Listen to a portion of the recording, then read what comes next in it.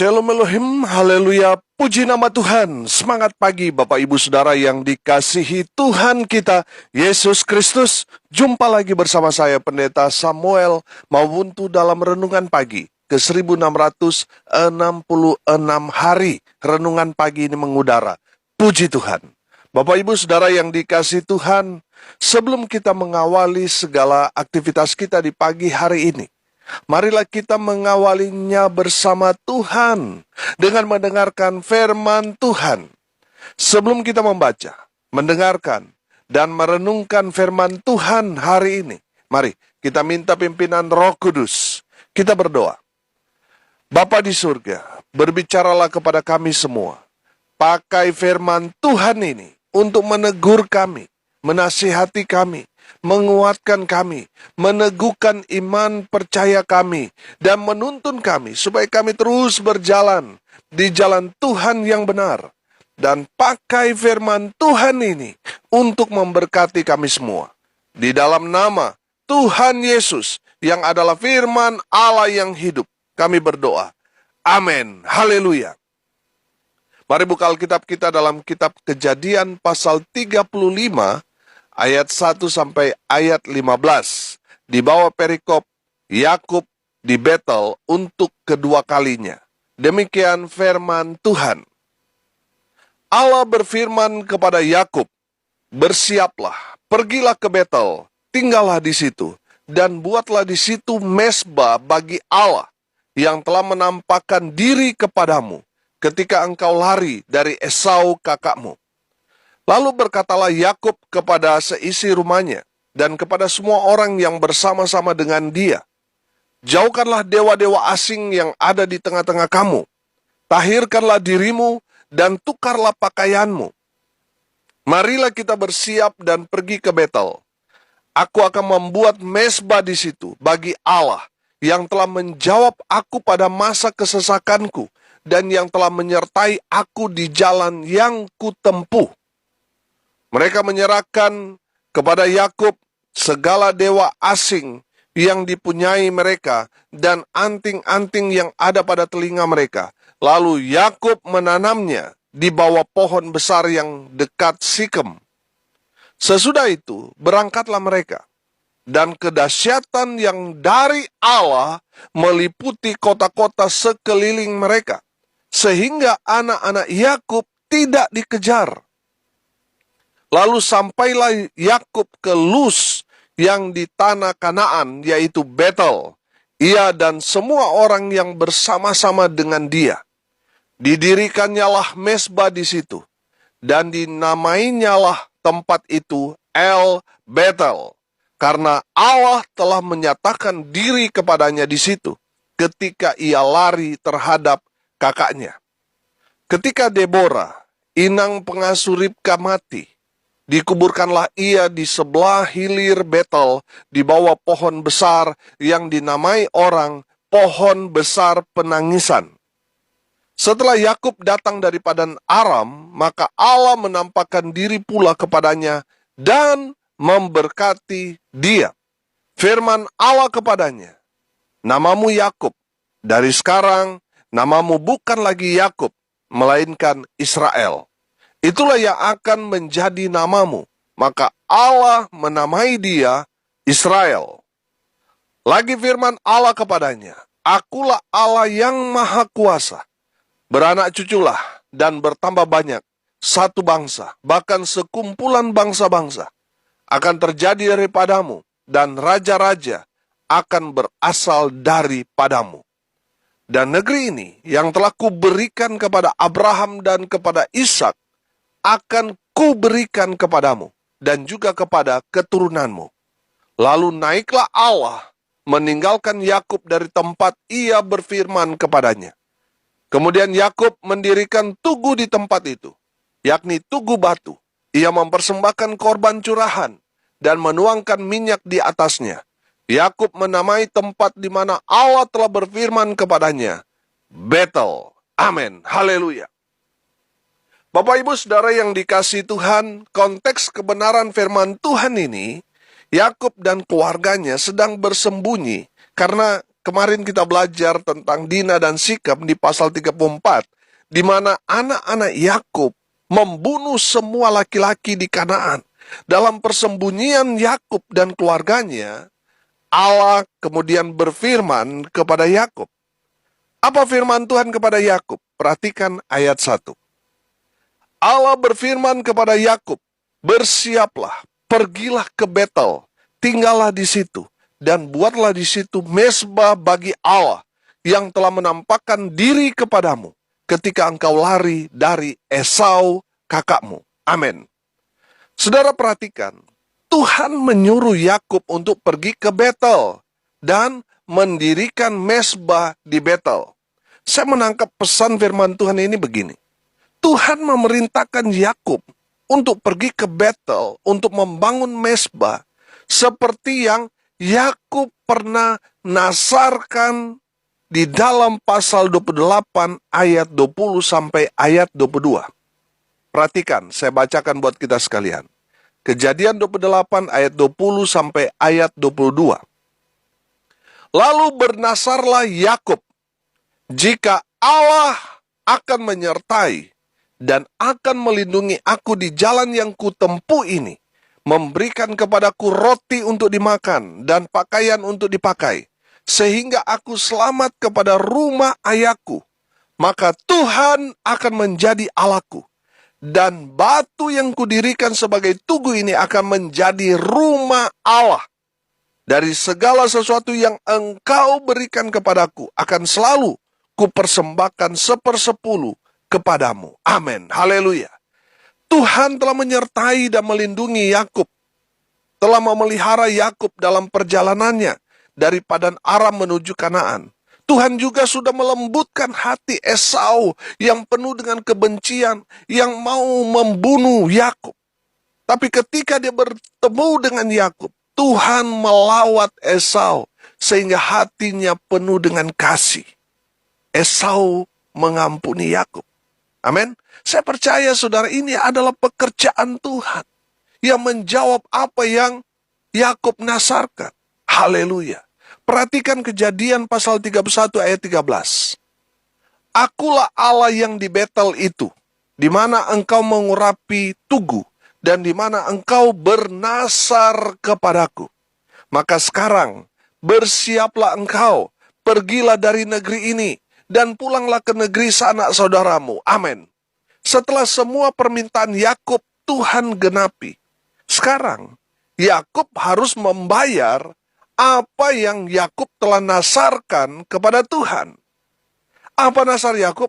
Kalau Yakub selamat, Yakub akan membangun rumah Allah di Betel. Amin. Bapak Ibu Saudara yang dikasihi Tuhan, dengar baik.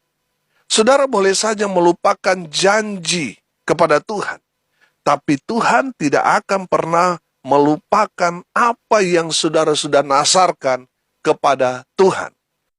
Sampai kapanpun, apa yang kita nasarkan, Tuhan akan minta, Tuhan akan menuntut apa yang kita nasarkan kepada Tuhan.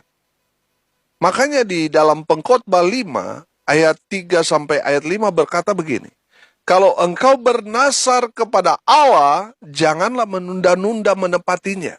Karena ia tidak senang kepada orang-orang bodoh. Tepatilah nasarmu. Lebih baik engkau tidak bernasar daripada bernasar tetapi tidak menepatinya. Janganlah mulutmu membawa engkau ke dalam dosa. Dan janganlah berkata di hadapan utusan Allah bahwa engkau hilaf. Apakah perlu Allah menjadi murka atas ucapan-ucapanmu dan merusakkan pekerjaan tanganmu? Amin. Bapak Ibu Saudara yang dikasihi Tuhan, perhatikan. Apa yang kita pernah nasarkan, itu Tuhan akan tuntut terus. Dan kalau kita tidak menjawab semua apa yang kita nasarkan, kita tidak bayar, saudara, ini merusakkan kita. Ini kata firman. Saudara yang dikasihi Tuhan, saya mau tanya. Janji saudara kepada Tuhan atau nasar saudara kepada Tuhan, saya mau tanya, mana yang belum saudara tepati? Mungkin waktu saudara sakit, bangkrut, atau saudara sedang berharap sesuatu lalu saudara bernasar.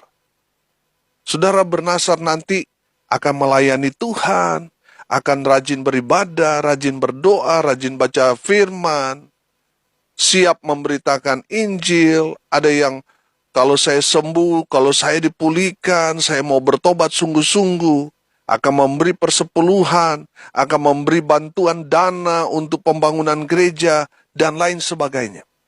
Pertanyaan saya, nasar mana yang saudara belum bayar kepada Tuhan? Belum saudara tepati.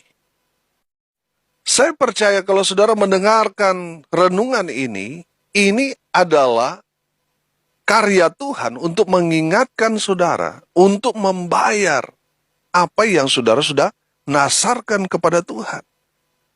Saudara, bernasar itu berjanji di hadapan Tuhan, bukan di hadapan manusia. Kalau kita berjanji di hadapan manusia, bisa saja kita lupa. Dan orang yang sudah kita janjikan bisa saja dia sudah melupakan. Tetapi kalau kita berjanji, bernasar di hadapan Tuhan, sampai kapanpun Tuhan tidak pernah lupa. Tuhan tidak pernah pikun, saudara. Tuhan akan meminta apa yang saudara nasarkan. Makanya firman Tuhan tadi katakan, lebih baik kita tidak bernasar daripada kita bernasar, tapi kita tidak membayarnya. Saudara yang dikasihi Tuhan, apa yang kita sudah nasarkan kepada Tuhan harus kita tepati, harus kita bayar. Saudara boleh jadi telah melupakan janji itu, tapi Tuhan tidak melupakannya. Sampai kapanpun Tuhan tidak akan melupakan nasar saudara. Dan Tuhan menghendaki saudara membayar apa yang sudah saudara nasarkan di hadapan Tuhan. Saudara perhatikan Yakub. Yakub telah bernasar akan membangun rumah Allah di Betel. Tapi Yakub belum eksekusi, betul? Bapak Ibu Saudara yang dikasihi Tuhan, dalam firman Tuhan ini saya menangkap Tuhan menuntun Yakub untuk membayar apa yang dia sudah nasarkan. Tuhan mau Yakub melakukan, membayar apa yang dia sudah pernah ucapkan. Saudara, dari firman Tuhan ini, Tuhan mau kita melakukan firman, action, bukan hanya berteori tok, tapi tidak melakukannya. Tuhan mau kita melakukan, mempraktekkan firman itu. Amin. Perhatikan lagi ayat 1. Allah berfirman kepada Yakub, bersiaplah, pergilah ke Betel, tinggallah di situ, dan buatlah di situ mezbah bagi Allah yang telah menampakkan diri kepadamu ketika engkau lari dari Esau kakakmu. Haleluya. Dari firman Tuhan ini kita belajar yang pertama, siap sedialah.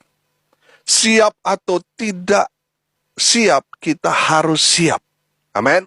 Saudara yang dikasihi Tuhan, ada banyak, bahkan hamba Tuhan saya perhatikan, ketika mendadak disuruh khotbah, saudara nggak siap. Saudara siap atau tidak siap? Kita harus siap. Kalau saudara tidak siap, berarti saudara bukan hamba Tuhan. Seorang hamba Tuhan, seorang hamba, perhatikan hamba. Dia siap ketika Tuhannya memerintahkan, mengerjakan, melakukan apapun. Dia tidak boleh menolak. Dia harus siap. Siap atau tidak siap, dia harus siap. Itu mental hamba Tuhan. Amin. Nah, kalau saudara ditunjuk untuk khotbah mendadak saudara, terus saudara tidak mau, berarti saudara bukan hamba. Saudara bukan hamba.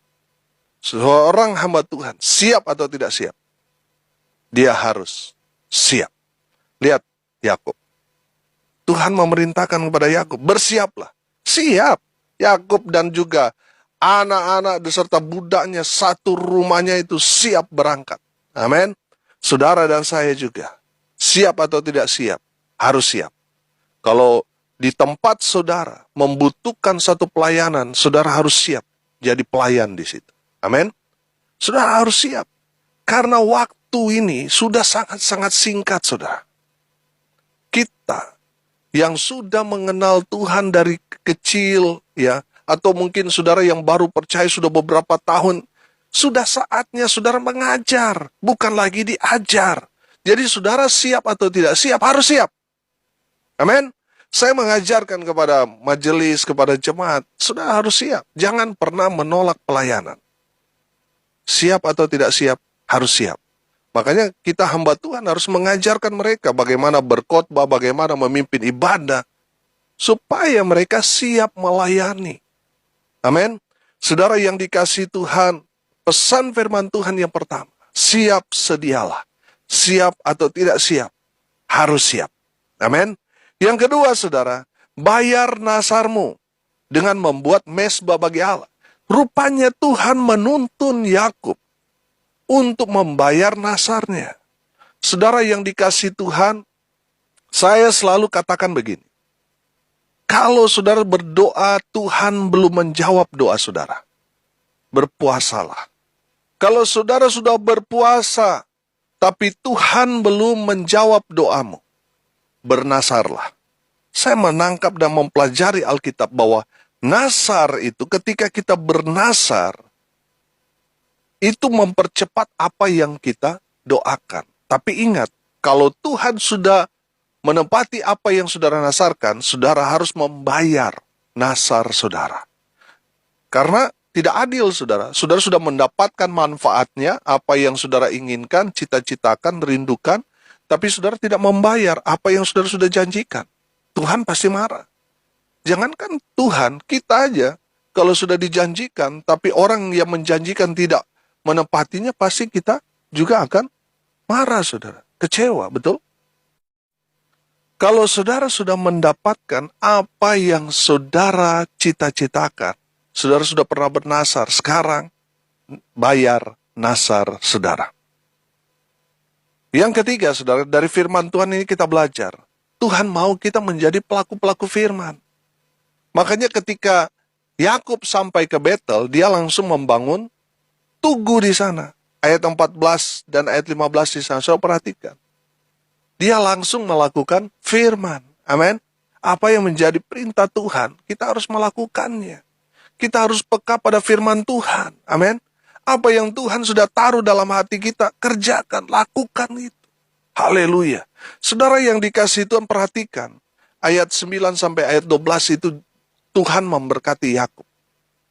Di saat kita siap sedia, membayar nasar, menjadi pelaku-pelaku firman, ada berkat Tuhan yang besar yang Tuhan berikan kepada kita semua. Haleluya. Mari kita berdoa. Terima kasih Bapa di surga atas kebenaran firman yang sangat memberkati kami. Berkati semua pendengar dimanapun mereka berada. Biarlah iman mereka terus bertumbuh dan menghasilkan buah bagi Tuhan. Berkati hidup masa muda mereka. Rumah tangga mereka diberkati. Usaha, pekerjaan, pelayanan mereka. Tuhan berkati. Buat mereka beruntung dan berhasil dalam segala hal. Kalau ada yang sakit, Tuhan lawat, Tuhan jamah, Tuhan sembuhkan mereka. Oleh bilur-bilur darah Yesus, mereka yang sakit disembuhkan. Mereka yang lemah dikuatkan. Mereka yang saat ini sedang berduka cita, Tuhan memberikan penghiburan kekuatan kepada keluarga yang ditinggalkan. Mereka yang hari ini berulang tahun, Tuhan Yesus memberkati mereka. Hamba berdoa, biar berkat dari surga turun memenuhi semua pendengar. Bapak Ibu Saudara yang dikasihi Tuhan, arahkanlah hatimu dan terimalah berkat dari Tuhan Yesus. Tuhan memberkati engkau dan melindungi engkau. Tuhan menyinari engkau dengan wajah-Nya dan memberi engkau kasih karunia. Tuhan menghadapkan wajah-Nya kepadamu dan memberi engkau damai sejahtera. Di dalam nama Tuhan Yesus, sumber segala berkat. Bapak Ibu Saudara yang percaya diberkati Tuhan, katakan amin. Puji Tuhan. Bapak Ibu Saudara yang diberkati Tuhan, kalau saudara merasa diberkati melalui renungan pagi ini, bagikan juga kepada saudara-saudara yang lain, supaya mereka juga diberkati. Karena untuk itulah kita dipanggil, untuk jadi berkat. Salam kasih dari Bali, saya Pendeta Samuel Mawuntu. Sampai jumpa besok pagi. Tuhan Yesus memberkati kita semua. Haleluya.